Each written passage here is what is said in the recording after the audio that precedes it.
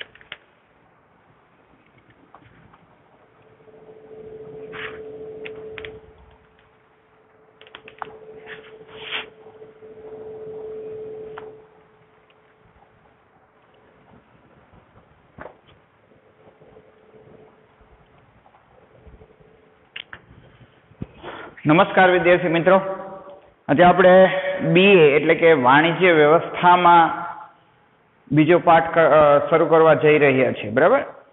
વાણિજ્ય વ્યવસ્થા એ ગુજરાતી નામ છે, જેને ઇંગ્લિશમાં બિઝનેસ એડમિનિસ્ટ્રેશન કહેવાય છે અને એનું ટૂંકું નામ છે બીએ. આપણે આ વિષયને વાણિજ્ય વ્યવસ્થાની જગ્યાએ ટૂંકા નામથી જ બોલાવશું, બીએ. બરાબર. અને આનું એક પર્યાયવાચી નામ પણ છે, ઓસી. બરાબર. ઓસી એટલે તો કે ઓર્ગેનાઇઝેશન ઓફ કોમર્સ, જે આપણે શરૂઆતમાં વાત કરી હતી.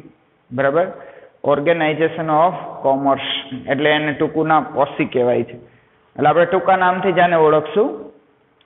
બીજો પાઠ લેવાનો છે. પેલા પાઠમાં આપણે આર્થિક પ્રવૃત્તિ અને બિનઆર્થિક પ્રવૃત્તિ, આ સિવાય આર્થિક પ્રવૃત્તિમાં શું આવે? વેપાર, ધંધો ને રોજગાર. તો ત્રણેય આર્થિક પ્રવૃત્તિ વિશે વાત કરી હતી. હવે આ વેપાર, ધંધો ને રોજગાર છે, એને સહાયક સેવાઓ. બરાબર. વાણિજ્ય કોને કહેવાય? બરાબર. વાણિજ્ય એટલે આપણા વિષયનું નામ છે ને, વાણિજ્ય વ્યવસ્થા. તો વાણિજ્ય એટલે તો કે વેપાર પ્લસ વેપારને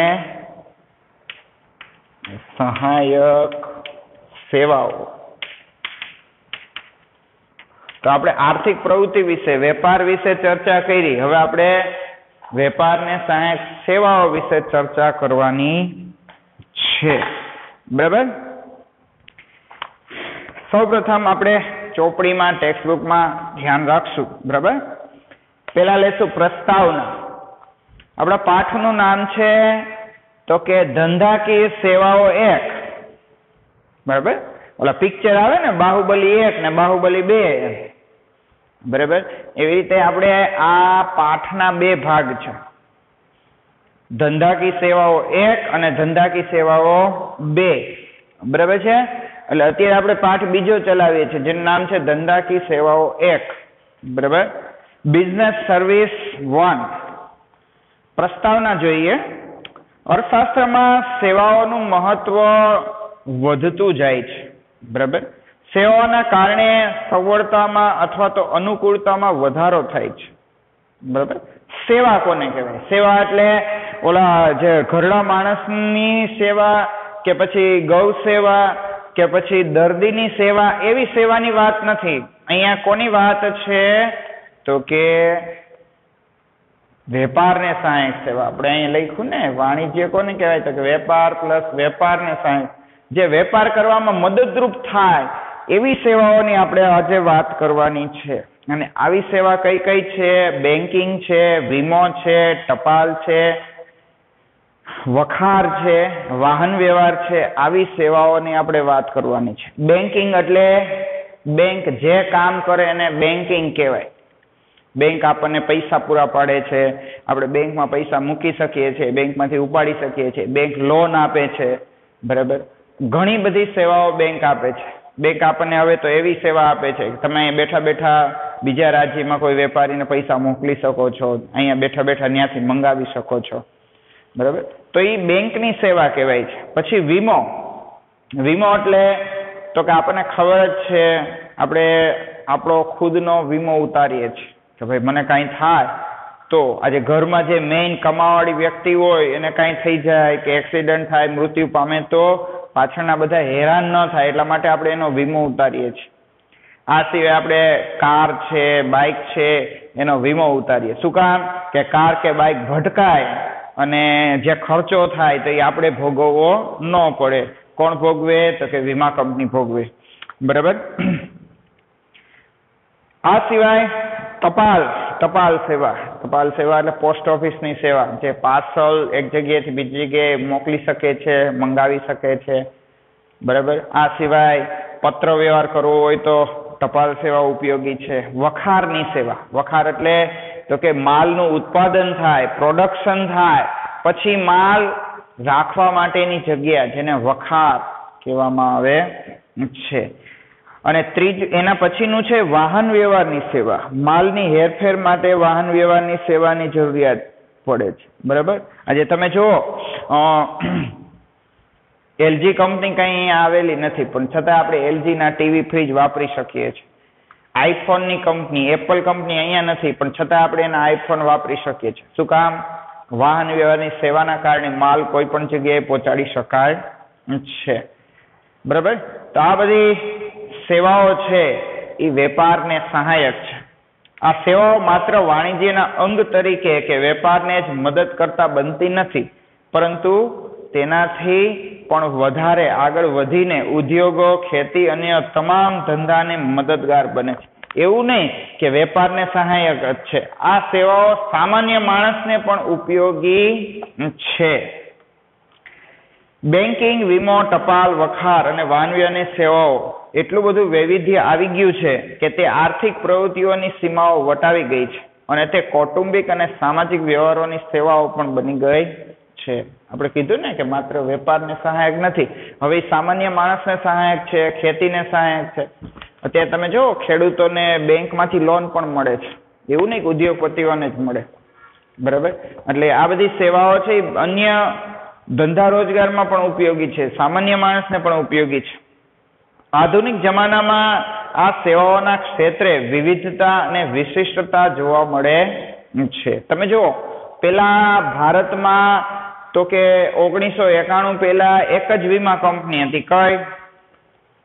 LIC, બરાબર, લાઈફ કોર્પોરેશન ઓફ ઇન્ડિયા, બરાબર. પણ હવે તો કેટલી બધી કંપનીઓ, વીમા કંપનીઓ છે એ ભારતમાં છે. પેલા તો કે માત્ર તમે ફોન લેવા જાઓ તો નોકિયા કે સેમસંગનો જ ફોન મળતો. અત્યારે કેટલી બધી કંપનીઓ ફોન વેચીને બનાવે છે, બરાબર. તો ઘણું બધું એમ કે વૈવિધ્ય આવ્યું છે. પેલા હીરો હોન્ડાનું બાઇક સ્પ્લેન્ડર કે CD100 જ મળતું, પણ અત્યારે તમે બજારમાં બાઇક લેવા જાઓ કેટલી બધી કંપનીઓ બાઇક બનાવીને વેચે છે, બરાબર. તો વૈવિધ્ય આવી ગયું છે, સેવાઓમાં વિશિષ્ટતા આવી ગઈ છે. આ સંસ્થાઓ પરસ્પર અવલંબિત બની ગઈ છે, બધાને એકબીજા ઉપર આધાર રાખવો પડે છે. આપણે તો કે પરાવલંબી છે, આપણે બીજા ઉપર આધાર રાખવો પડે. આપણે સ્વાવલંબી નથી. કોઈ વ્યક્તિ એવો હોય હાથે કપડાં સીવી લેતો હોય, રેસ્ટોરન્ટમાં ન જાય, બધું હાથે બનાવી લેતો હોય, વાળે હાથે કાપી લેતો હોય, બધું હાથે ન થાય. તમારે બીજા ઉપર આધાર રાખવો પડે, બરાબર. તમે બીજા ઉપર આધારિત છો. હવે આપણે આ બધી સેવાઓમાં વાત કરવાની છે. એમાં પહેલી સેવા છે વીમાની સેવા, બરાબર. વીમાની સેવા નહીં પણ વીમો, ઇન્સ્યોરન્સ. અર્થ વીમો એટલે બે પક્ષકાર વચ્ચેનો એવો લેખિત કરાર કે જે વીમા લેનાર પ્રીમિયમની રકમના અવેજના બદલામાં વીમો ઉતારનાર પાસેથી એવું વચન મેળવે છે કે જો તેને એટલે કે વીમો લેનારને નક્કી કરેલ જોખમના કારણે નુકસાન થાય તો નક્કી કરેલી રકમની મર્યાદામાં નક્કી કરેલી ગણતરી પ્રમાણે આર્થિક નુકસાન ભરપાઈ કરી આપવામાં આવશે. બરાબર. વીમો એટલે શું છે? તો કે વ્યક્તિ અને કંપની વચ્ચે કરાર થાય છે. બરાબર. કોની વચ્ચે? વ્યક્તિ અને કંપનીની વચ્ચે કરાર થાય છે. દાખલા તરીકે આપણે જોઈએ, દાખલા તરીકે તમારી પાસે 10 લાખની શું 10 લાખની તો કે કાર છે. બરાબર. હવે આ 10 લાખની કાર છે, હવે જો ભટકાય કે કાંઈ થયું, માનો કે 1-2 લાખનો ખર્ચો આવ્યો તો અને ક્યારે અકસ્માત થાય એ ખબર ન પડે, તો આપણે શું કરીએ છીએ? તો કે એનો વીમો ઉતારીએ છીએ. શું કરીએ છીએ? વીમો ઉતરાવીએ. બરાબર. 10 લાખની કાર હોય તો એની વીમાની રકમ તો કે અંદાજિત વર્ષની 25,000 થાય. શું થાય? વીમો ભરવો પડે દર વર્ષે તમારે. હવે માનો કે 25,000નો વીમો ભરવો પડે, એને વીમા પ્રીમિયમ કહેવાય છે. જે હપ્તો ભરવો પડે શું કહેવાય એને? વીમા પ્રીમિયમ. બરાબર. 10 લાખની કાર છે, 25,000 તો કે વીમા પ્રીમિયમ ભરવું પડે. આ તમારા ફાધર ભરતા એટલે કદાચ તમને ખ્યાલ ન હોય તો 25,000 તમે ભરો તો કંપની છે એ તમને આશ્વાસન આપે, કંપની જવાબદારી લે કે જો ક્યાંય તમે ગાડી ભટકાયડી અથવા તમારી યારે બીજો કોઈ, તમારી ભૂલ ન હોય ને સામેવાળાની ભૂલ હોય અને ગાડી ભટકાણી અને જે કાંઈ નુકસાન થાય, બરાબર, માનો કે 3 લાખનો ખર્ચો આવ્યો, બરાબર, આ ખર્ચો કોણ ભોગવશે? તો કે વીમા કંપની. આ ખર્ચ કોણ ભોગવશે? વીમા કંપની. બરાબર.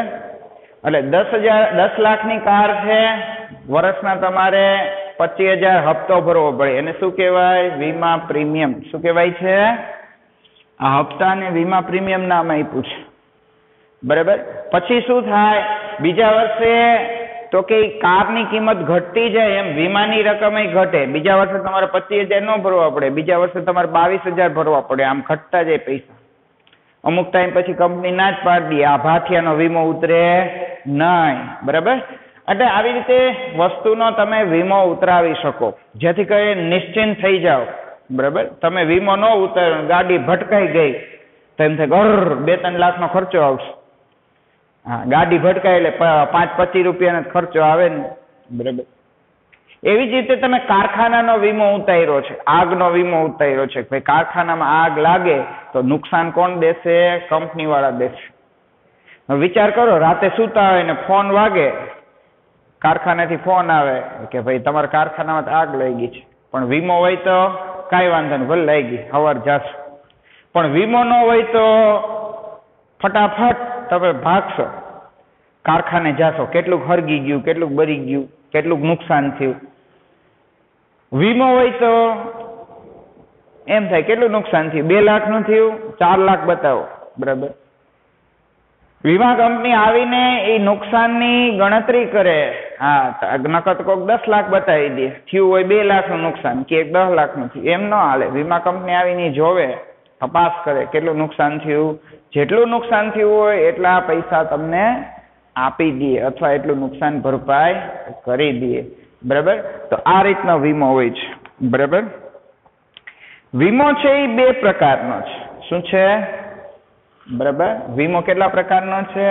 2 પ્રકારનો. એક છે જીવન વીમો અને બીજો છે સામાન્ય વીમો.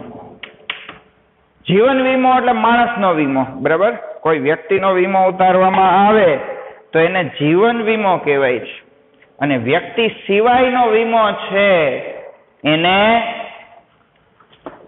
સામાન્ય વીમો કહેવામાં આવે છે. બરાબર. LIC છે એ જીવન વીમા ઉતારે છે, માણસના જ વીમા ઉતારે LIC. બરાબર.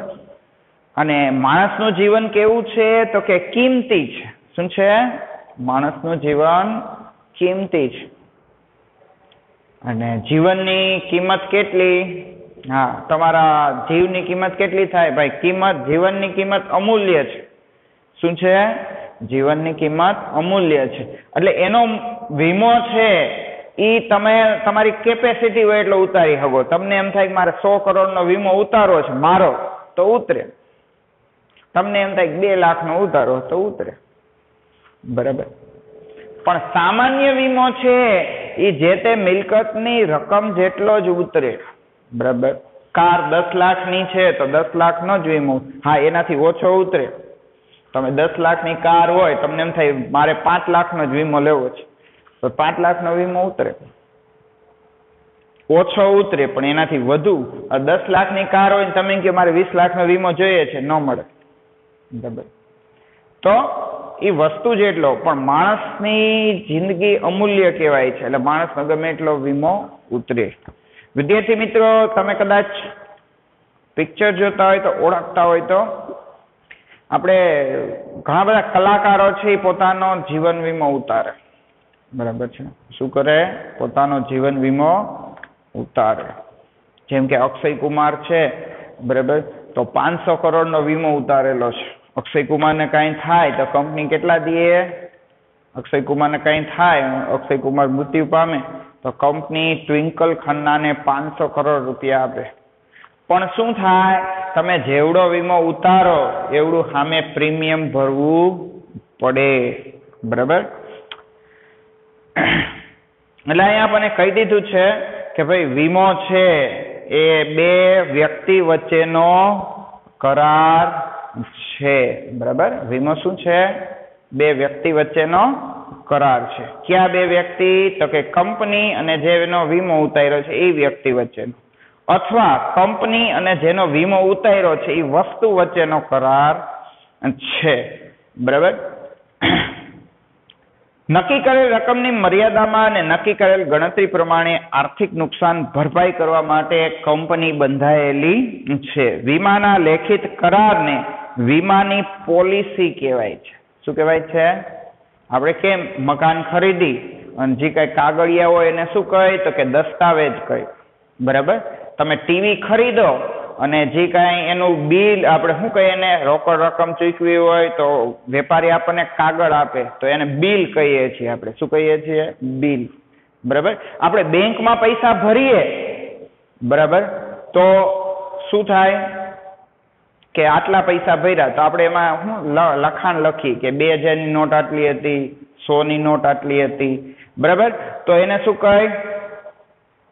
તો કે જમા ચિઠ્ઠી કહી છે કે આપણે આટલા પૈસા જમા કરાવ્યા, કારણ કે આપણી પાસે કંઈક સાબિતી તો હોવી જોઈએ ને. એમ તમારી અને કંપની વચ્ચે જે કરાર થાય છે એને વીમા પોલિસી કહેવાય છે. તમે કોઈ કાર લ્યો તો એને એક ભાઈ આરટીઓ વાળા એક નંબર આપે છે. બરાબર. શું કરે છે? આરટીઓ વાળા નંબર આપે. આપણી નંબર પ્લેટ વાહનમાં ચોંટાડવી પડે. એવી જ રીતે તમારે કોઈ કંપનીનું જો નેટવર્ક વાપરવું હોય તો કંપની તમને મોબાઈલ નંબર આપે છે 10 આંકડાનો. બરાબર છે. એવી જ રીતે તો કે વીમા પોલિસીના પણ નંબર હોય છે. તમારું જે ફોર્મ હોય છે ભરેલું, એમાં તમારો અને કંપની વચ્ચેનો કરાર હોય, એમાં વીમા પોલિસીના નંબર હોય છે. ઓનલાઈન જઈને તમે ગમે ત્યારે આ પોલિસી જોઈ શકો છો. તમે કેટલા પૈસા ભર્યા છે, તમને કેટલા વર્ષ પછી કેટલા પૈસા મળશે, આ બધી જ માહિતી તમને ઓનલાઈન જે તે કંપનીની વેબસાઇટ ઉપરથી મળી જાય. બરાબર. અહીંયા કીધું છે વીમાના લેખિત કરારને વીમાની પોલિસી તરીકે ઓળખવામાં આવે છે. વીમો જોખમ દૂર કરતો નથી, પરંતુ જોખમથી પેદા થતા આર્થિક નુકસાનનું વળતર આપે છે. એવું નહીં માનવાનું કે ગાડીનો વીમો લીધો છે તો ગાડી ભટકાશે જ નહીં. બરાબર. ભટકાય, વીમો લીધો હોય તોય ભટકાય, પણ તમને એ આર્થિક નુકસાનમાંથી બચાવે. તમે આંશિક પૈસા ભર્યા છે, 10 લાખની કાર હતી, 25,000 વર્ષના ભર્યા, પણ 1 વર્ષ પછી 1 વર્ષ સુધી તમે નિશ્ચિંત થઈ શકો કે ભાઈ આપણે 25,000 ભર્યા તો 10 લાખ સુધીનું નુકસાન થાય તો આપણે નથી ભોગવવાનું, કંપની ભોગવશે. બરાબર. ટૂંકમાં તમને એ આર્થિક નુકસાનમાંથી બચાવે છે. બરાબર. ગાડી ભટકાવાની તો ભટકાવાની છે. કુદરતી ઘટનાઓને કોઈ રોકી ન શકે. તમે કારખાનાનો વીમો લીધો છે, આગ લાગવાનો વીમો લીધો છે, તો આગ લાગશે, લાગવાની છે તો લાગશે જ. એવું નહીં કે વીમો લીધો એટલે આગ બી જાય, ભાઈ હું નહીં લાગુ, બરાબર? એ તો લાગે જ, પણ જે નુકસાન થાય એમાંથી તમે બચી શકો છો, બરાબર? ત્યાર પછી આપણે તો કે સિદ્ધાંતો ટોપિક લેવાનો છે, બરાબર? શું લેવાનો છે? સિદ્ધાંતો. સિદ્ધાંતો 3 છે. આપણે આ 3 સિદ્ધાંત સમજવાના છે. તમે વીમો લ્યો તો આ 3 સિદ્ધાંત ઉપર વીમો તમને મળે છે. પેલો છે સંપૂર્ણ ભરોસાનો સિદ્ધાંત, બીજું છે નુકસાન વળતરનો સિદ્ધાંત અને ત્રીજો છે હક બદલાનો સિદ્ધાંત, બરાબર? આ 3 સિદ્ધાંતો છે. વીમાના મૂળ સામાજિકતા સાથે સંકળાયેલા છે. તે બે પક્ષકાર વચ્ચેનો કરાર છે. વીમા પોલિસી છે એ શું છે? વીમો ઉતરાવો એટલે બે પક્ષકાર, તમે અને કંપની વચ્ચેનો કરાર છે, બરાબર? આ કરાર છે એ સામાન્ય કરાર નથી. તેને સામાન્ય કરારના કાયદાથી જોડી શકાય નહીં. વીમો વિશિષ્ટ કરાર હોવાથી તેને સામાન્ય કરારના સિદ્ધાંતો ઉપરાંત નીચેના વિશિષ્ટ સિદ્ધાંતો પણ લાગુ પડે છે. એમાં પેલો છે સંપૂર્ણ ભરોસાનો સિદ્ધાંત, બરાબર? પ્રિન્સિપલ ઓફ એટમોસ્ટ ગુડ ફેઇથ, એટલે કે વીમાના કરારનો હેતુ નફો મેળવવાનો ક્યારેય ન હોઈ શકે. હા, આપણે વીમો છે એ નફો મેળવવા માટે નથી કરતા, પણ નુકસાનથી બચવા માટે વીમો ઉતારીએ છીએ. શું કીધું આપણે? વીમો આપણે શું કામ ઉતારીએ છીએ? નુકસાનથી બચવા માટે. વીમા કરારનો હેતુ નુકસાનનું આર્થિક વળતર મેળવવાનું છે. વીમાનો મૂળભૂત અભિગમ સામાજિક છે. આથી વીમા કરારના પક્ષકારોએ સંપૂર્ણ ભરોસો મૂકવાનો છે. કરાર કરતી વખતે બંને પક્ષકારોએ પરસ્પરને જરૂરી હોય તેવી વીમા વસ્તુ અંગેની બધી જ માહિતી હોય એ આપી દેવી જોઈએ એકબીજાને. વીમો લેતી વખતે માહિતી પૂછવામાં ન આવી હોય છતાંય માહિતી આપી દેવી જોઈએ. જો કરાર ઉપર અસર કરતા હોય તો એકબીજા પક્ષને આપવાની માહિતી આપવી જોઈએ. કોઈ પણ માહિતી છુપાવીને કરેલા વીમાનો કરાર એ વીમો ન કહેવાય પણ દગો કહેવાય છે. સંપૂર્ણ ભરોસાના સિદ્ધાંતનો ભંગ કહેવાય. જ્યારે પણ વીમાના પક્ષકારને ખબર પડે કે સંપૂર્ણ ભરોસાના સિદ્ધાંતનો ભંગ થયો છે ત્યારે વીમા કરારને રદ સમજવામાં આવે છે. વીમો લેનારને તેણે ભરેલા પ્રીમિયમની રકમ પરત મળી શકતી નથી. તેમજ જો નુકસાન થાય તો વળતર મેળવવાનો હક પણ રહેતો નથી. ટૂંકમાં તમે વીમો ઉતરાવો છો તો તમારે માહિતી છુપાવવાની નથી, બરાબર? જે કાંઈ માહિતી હોય એકબીજાને આપી દેવી જોઈએ, બરાબર? કંપની પણ વીમો ઉતારે છે તો એ કાંઈ માહિતી છુપાવશે નહીં, બરાબર? પણ જો એ પક્ષકાર માહિતી છુપાવે તો એ કાયદાકીય રીતે ગુનેગાર બને છે, બરાબર? આપણે ઘણી બધી વીમા કંપનીઓ છે, બરાબર? મેક્સ ન્યુયોર્ક લાઈફ ઇન્સ્યોરન્સ છે, બજાજ આલિયાન્સ છે, બરાબર? ઇફકો ટોકિયો છે, બરાબર? HDFC લાઈફ છે, SBI લાઈફ છે. ઘણી બધી કંપનીઓ, હવે તો બેંકો પણ વીમાનું કામ કરે છે. તો આ બધી વીમા કંપનીઓ છે એ તમારાથી કોઈ માહિતી છુપાવી ન શકે. બીજું કે તમારે વીમો ઉતારવો હોય ત્યારે તમે માહિતી છુપાવી ન શકો.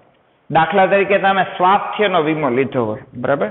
તમે એવો વીમો લ્યો, આપણે ઇફકો ટોકિયો નામની કંપની છે, બરાબર? ઇફકો છે એ આપણી ખાતરની કંપની છે અને ટોકિયો છે એ જાપાનની કંપની છે. આ બે કંપનીનું કોલાબરેશન એટલે જોડાણ, બરાબર? કંપનીઓ છે એકબીજા સાથે જોડાણ કરીને કામ કરતી હોય છે. અત્યારે તમે જુઓ વોડાફોન ને આઈડિયા, એ બે કંપની એક થઈ ગઈ છે, બરાબર? તો એવી રીતે કંપની ભેગી થાય ને કોલાબરેશન કહેવાય, બરાબર? તો ઘણી બધી કંપનીઓ ભેગી થઈને કામ કરે. તો ઇફકો ટોકિયો નામની કંપની છે એ સ્વાસ્થ્યનો વીમો ઉતારે. તમારે 10,000 રૂપિયા દેવાના, બરાબર? તમે 10,000 રૂપિયામાં ઘરની 4 વ્યક્તિનો વીમો ઉતારી શકો છો. ટૂંકમાં 10,000 રૂપિયા દેવાના, ઘરની 4 વ્યક્તિનો વીમો, એટલે એક વ્યક્તિના 2,500 રૂપિયા થયા, બરાબર? હવે 4 વ્યક્તિનો વીમો ઉતરે એટલે 1 વર્ષ સુધી જો ઘરની 4 વ્યક્તિને કાંઈ પણ રોગ થાય, દવાખાને દાખલ થવું પડે, ઓપરેશન કરવું પડે, તો 10 લાખ સુધીનો ખર્ચો કોણ આપે?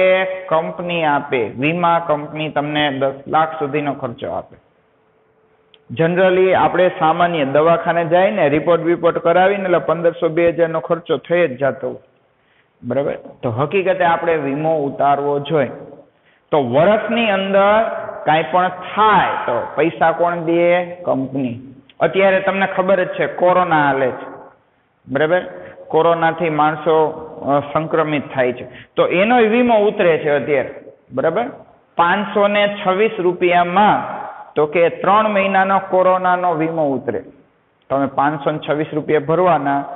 તમને જો કોરોના થાય તો 1.5 કે 2 લાખ સુધી ખર્ચો થાય તો કોણ ભોગવે? કંપની ભોગવે, બરાબર. અને અત્યારે તો નક્કી જ નથી ભાઈ, ગમે એને કોરોના થઈ જાય છે, બરાબર.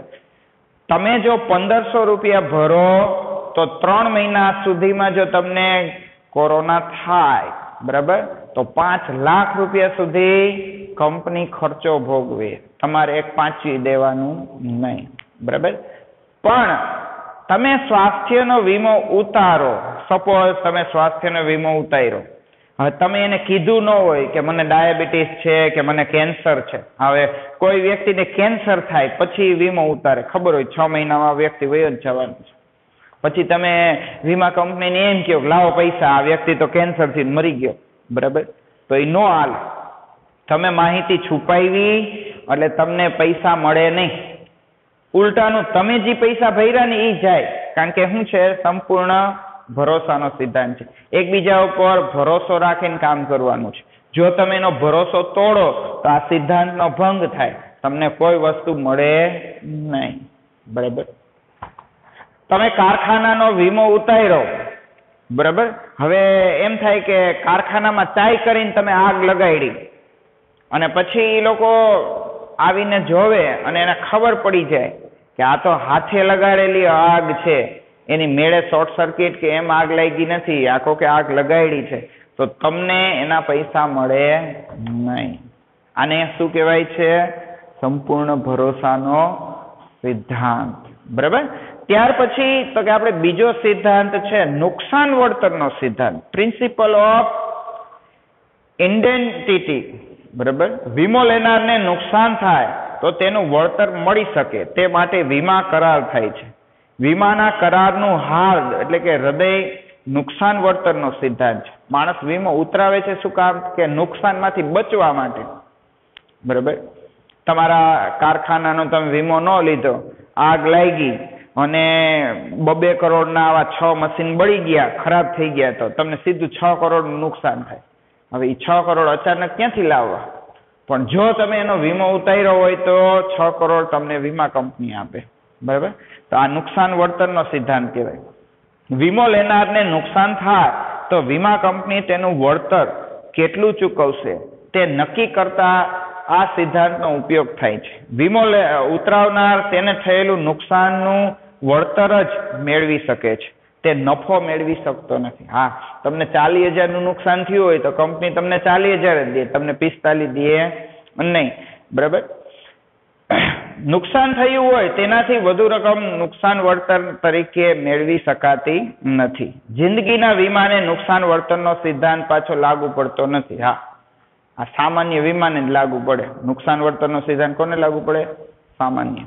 જિંદગીના વીમામાં આ સિદ્ધાંત લાગુ ન પડે. એમાં તો તમે જેટલો વીમો ઉતારો એ પ્રમાણે હોય, બરાબર. ચાઇનાનો એક પિક્ચરનો એક્ટર છે જેકી ચેન, બરાબર. એણે એના આખા શરીરનો વીમો ઉતારેલો છે, બરાબર, લગભગ 1,000 કરોડનો. હવે જેકી ચેન પિક્ચર ઉતારે ને એટલે પિક્ચર ઉતારી દરમિયાન એનું 2-3 વાર તો હાથ પગ ભાંગે જ. વિચાર કરો, હવે એનો પગ ભાંગે ને એટલે એ 1,000 કરોડનો વીમો છે, એનો પગ ભાંગે એટલે 40-50 કરોડ આવે. હકીકતે પગ ભાંગે તો શું થાય? 15-20 હજારમાં પાટો થઈ જાય ને હાજોય થઈ જાય. પણ મળે કેટલા? એને 40 થી 50 કરોડ મળે. એટલે જિંદગીના વીમાને નુકસાન વળતરનો સિદ્ધાંત લાગુ પડતો નથી, બરાબર. વીમો લેનાર વસ્તુની કિંમત કરતા ઓછી કિંમતનો વીમો ઉતરાવે તો ગર્ભિત રીતે સ્વીકારે છે કે ઓછી કિંમતના પ્રમાણસર નુકસાન તે ભોગવશે. અહીંયા જો આપણને કીધું છે તમે જેટલો વીમો ઉતારો ને એટલા જ પૈસા મળે, એનાથી વધારે પૈસા ન મળે. આપણે હમણાં જ કીધું હતું, 10 લાખની કાર હોય ને 5 લાખનો જ વીમો ઉતારો તો પ્રીમિયમ ઓછું થાય, 15,000 થાય. પણ પછી તમને નુકસાન 2 લાખનું થાય તો અડધો જ વીમો મળે, તો તમને નુકસાનના 1 લાખ જ મળે, કારણ કે તમે વીમો ઓછો ઉતાર્યો. બરાબર? એટલે તો પૂછે, તમે વીમો ઉતરાવવા જાઓ એટલે પૂછે ભાઈ ફૂલ વીમો ઉતરાવો કે હાફ ઉતરાવવો છે. હાફ એટલે કિંમતથી અડધો. હા, 20 લાખની કાર હોય 10 લાખનો જ વીમો ઉતારો તો પછી તમને નુકસાન 5 લાખનું થયું હોય તો એના અડધા જ પડે. અહીંયા જો તમને ઉદાહરણ દ્વારા સમજાવેલું છે. એક વ્યક્તિએ તેની ₹5 લાખની વસ્તુનો 3 લાખનો વીમો ઉતરાવેલ છે, પરંતુ વસ્તુ સંપૂર્ણ નાશ પામતા 5 લાખની વસ્તુ હતી, માનો 5 લાખની કાર છે, એ 5 લાખની કાર રસ્તામાં સળગી ગઈ, નુકસાન કેટલું થયું? 5 લાખનું. પણ વીમો એને કેટલો ઉતાર્યો? 3 લાખનો. એટલે એને મળે કેટલા? 3 જ લાખ મળે, એને 5 લાખ મળે નહીં, કારણ કે વીમો જ ઓછો ઉતાર્યો હતો. બરાબર? એટલે એટલું જ મળે. હવે બીજું ઉદાહરણ કીધું છે, એક વસ્તુની કિંમત 5 લાખ છે, પણ તેનો વીમો 3 લાખનો લેવામાં આવ્યો હોય અને વસ્તુ આંશિક રૂપે નુકસાન થાય. બરાબર? હવે 2 લાખનું જ નુકસાન થાય તો ઉતરાયેલ વીમાની રકમની પ્રમાણસર રકમ એટલે કે 1,20,000 જ મળે. વસ્તુ કેટલાની છે? 5 લાખની છે. વીમો કેટલાનો ઉતાર્યો? 3 લાખનો. હવે અમુક જ કંઈક ખરાબ થયું છે, બોડીમાં ખોબો બહુ પડી ગયો ને એવું થયું, તો કે નુકસાન કેટલું થયું? તો કે 2 લાખનું નુકસાન થયું છે. બરાબર? તો હવે 5 લાખે 2 લાખનું નુકસાન થયું, તો આને ભર્યા કેટલા? 3 લાખ. તો 3 લાખે કેટલું નુકસાન થાય? ત્રિરાશિ મૂકવી પડે. બરાબર? ત્રિરાશિ મૂકો, ચોકડી ગુણાકાર કરો તો નુકસાન આવે 1,20,000. ભલે તમે 3 લાખનો વીમો ઉતાર્યો પણ 2 લાખની પ્રમાણસર રકમ જ મળે, ટૂંકમાં ઓછી રકમ મળે. બરાબર? ચોથું ઉદાહરણ છે, વસ્તુની કિંમત 5 લાખ છે અને વીમો 5 લાખનો છે. વસ્તુ 5 લાખની, વીમો 5 લાખનો. બરાબર? અને વસ્તુ સંપૂર્ણ નાશ પામે તો 5 લાખનો વીમો છે, વસ્તુ 5 લાખની છે, તો 5 લાખ તમને મળશે. બરાબર? તો એને પૂરેપૂરું વળતર મળે. બરાબર? ત્યાર પછી તો બીજો સિદ્ધાંત છે નુકસાન વળતરનો સિદ્ધાંત. બરાબર? નુકસાન વળતરનો સિદ્ધાંત એટલે પ્રિન્સિપલ ઓફ ઇન્સ્યોરેબલ ઇન્ટરેસ્ટ. વીમા યોગ્ય હિતનો સિદ્ધાંત એટલે વીમો લેનારને વીમા વસ્તુમાં આર્થિક હિત હોવું જોઈએ. દાખલા તરીકે મકાન માલિકને મકાનમાં આર્થિક હિત હોય છે, જ્યારે ભાડાતને મકાનમાં આર્થિક હિત ન હોય. બરાબર? ટૂંકમાં માનો કે તમારી પાસે તમે 15 લાખનું મકાન લીધું તો માલિક છે એ મકાનનો વીમો ઉતારી શકે, પણ જેણે ભાડે મકાન રાખ્યું છે એ વીમો ઉતારી શકે નહીં. તમારી કાર હોય તો તમે વીમો ઉતારી શકો. કોક એમ કે મને 2 દી વાપરવા દે ને ગાડી, તો ઈ વીમો ન ઉતારી શકે. બરાબર? વીમો કોણ ઉતારી શકે? ટૂંકમાં આનો અર્થ એ થાય. બરાબર? નુકસાન વર્તનનો સિદ્ધાંત એટલે વીમો ઉતરાવી કોણ શકે? જે એનો માલિક હોય. બરાબર? શું? જે એનો માલિક હોય એ વીમો ઉતારી શકે. બીજો કોઈ વ્યક્તિ વીમો ઉતારી શકે નહીં. બરાબર? હા, જીવન વીમામાં એવું થાય, જીવન વીમામાં બીજો વ્યક્તિ તમારા નામનો ઉતારી શકે. આજે તમારો વીમો છે એ તમારા ફાધર લઈ શકે તમારા નામનો, પણ તમારા નામનો, એના નામનો ન લઈ શકે. એનો લેવો હોય તો લઈ શકે. બરાબર? અને તમારો લઈ શકે, પણ નુકસાન તમને જાય તો એ પૈસા તમને જ મળે. બરાબર? હા, ઇન કેસ તમે જો કાંઈ થાય ને ઓફ થઈ જાવ તો એને પૈસા મળે, બાકી તો તમારા પૈસા તમને જ મળે. એટલે જીવન વીમો છે આખો અલગ છે. બરાબર? પણ અહીંયા કીધું છે તમારી માલિકીની વસ્તુ હોય તો જ તમે વીમો ઉતારી શકો. તમે બીજાના ખેતરનો વીમો ન ઉતારી શકો. હા, એ ખેતરનો માલિક એના ખેતરનો વીમો ઉતારી શકે. એને કહેવાય છે વીમા યોગ્ય હિતનો સિદ્ધાંત. બરાબર? પછી તો કે ચોથું હક બદલાનો સિદ્ધાંત, પ્રિન્સિપલ ઓફ સબ્રોગેશન. જ્યારે વીમા યોગ્ય વસ્તુનો વીમો લેવામાં આવે અને તે નાશ પામે તો વીમા કંપની તેનું વળતર ચૂકવે, ત્યારે નાશ પામેલ વસ્તુનો માલિકી હક વીમા કંપનીનો બને છે. તેના ઉપર મૂળ કંપનીનો હક જતો રહે છે. આ બાદ જિંદગીના વીમાને લાગુ પડતી નથી. તમારે કારખાનું છે, માનો કે તમે બૂટ, શૂઝ, ટૂંકમાં શૂઝ બનાવવાનું કારખાનું છે. હવે શૂઝ બનાવવાના કારખાનામાં આગ લાગી અને 2 લાખના બૂટ છે એ બળી ગયા. કેટલા? 2 લાખના બૂટ બળી ગયા. તો વીમા કંપની શું કરે? તમને 2 લાખ રૂપિયા આપે. પછી ઓલા બૂટ બળી ગયા હોય ને એ કોના? કંપનીના. પછી તમે એમ કહો કે આમાં થોડા બળી ગયા, એ આપણે લઈ લઈને સસ્તા ભાવે વેચી નાખીને, એમ ન થાય. એ બળી ગયેલ બૂટ બધા બૈરા હોય, અધ બૈરા હોય, એ બધું કોણ લઈ જાય? વીમા કંપની લઈ જાય. પછી તમને એ વસ્તુ મળે નહીં. બરાબર?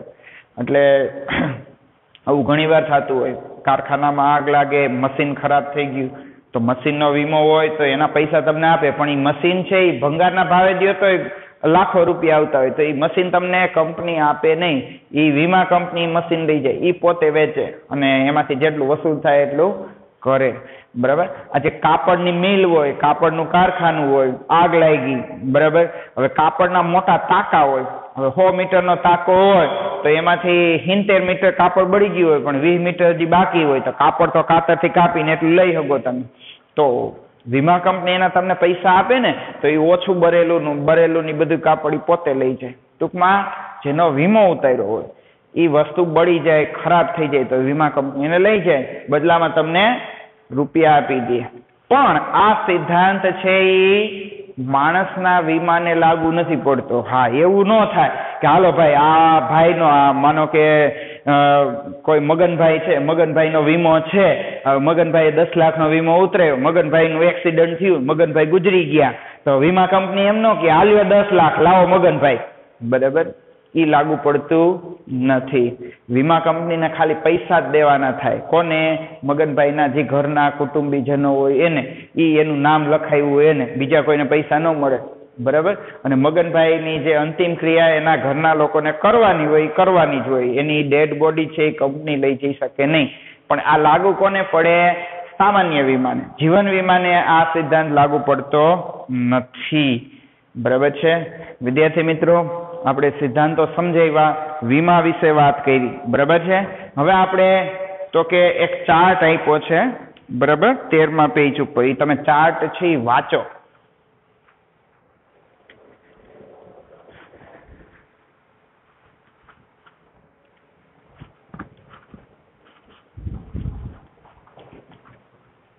આ ચાર્ટ છે વિદ્યાર્થી મિત્રો તમારે વાંચવાનો છે. વીમાના બધા પ્રકારો આપ્યા છે. બરાબર? હવે આપણે નેક્સ્ટ લાઈવ વિડીયોમાં મળીશું. નમસ્કાર.